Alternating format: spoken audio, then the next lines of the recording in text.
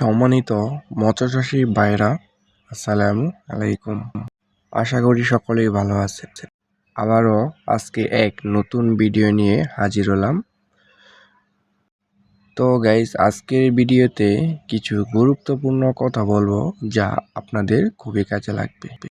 তো আজকে যে বিষয় নিয়ে কথা বলবো সেটি হচ্ছে মাগুর মাছের প্রোটিন খাদ্য কিভাবে তৈরি করবেন এবং বাসায় বসে কিভাবে মাগুর মাছের খাদ্য তৈরি করবেন তা নিয়ে বিস্তারিত কিছু আলোচনা করব আজকের এই ভিডিওতে।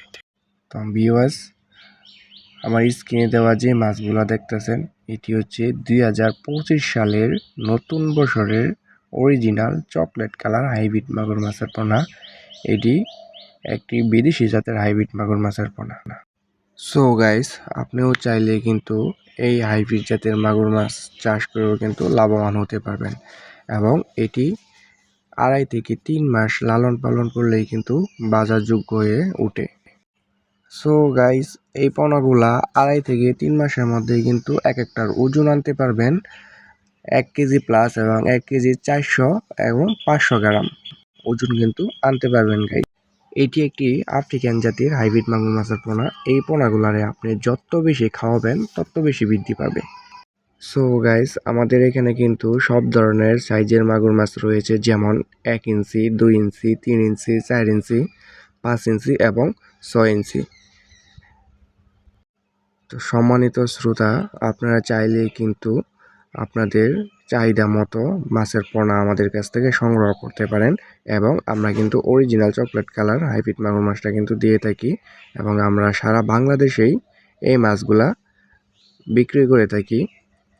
আমরা এটি অক্সিজেন ড্রামের মাধ্যমে সারা বাংলাদেশেই কিন্তু বাসের মাধ্যমে হোম ডেলিভারি দিয়ে থাকি। আপনি যে যেখান থেকেই চান সেখান থেকেই কিন্তু এই মাছগুলা ক্রয় করতে পারবেন। তো গাইস, এই মাছগুলা ক্রয় করতে হলে অবশ্যই আমাদের স্ক্রিনে নাম্বার দেওয়া যোগাযোগ করবেন এবং আপনি চাইলে কিন্তু আমাদের হ্যাচারি থেকে এসে দেখেও নিয়ে যেতে পারবেন। ডিয়ার গিয়াস, এই মুহূর্তে আলোচনা করব কিভাবে প্রত্যেক দিনের খাবার বাসায় বসে তৈরি করবেন।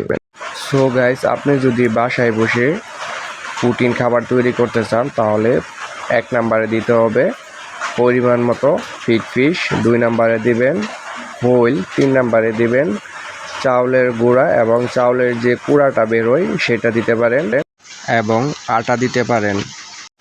আপনি চাইলেও কিন্তু হালকা পরিমাণে লবণ দিতে পারেন। এইগুলা দিয়ে তারপর পরিমাণ মতো পানি দিয়ে আপনি কোনো এক পাত্র করে নিয়ে ভিজিয়ে মিশিয়ে রাখবেন।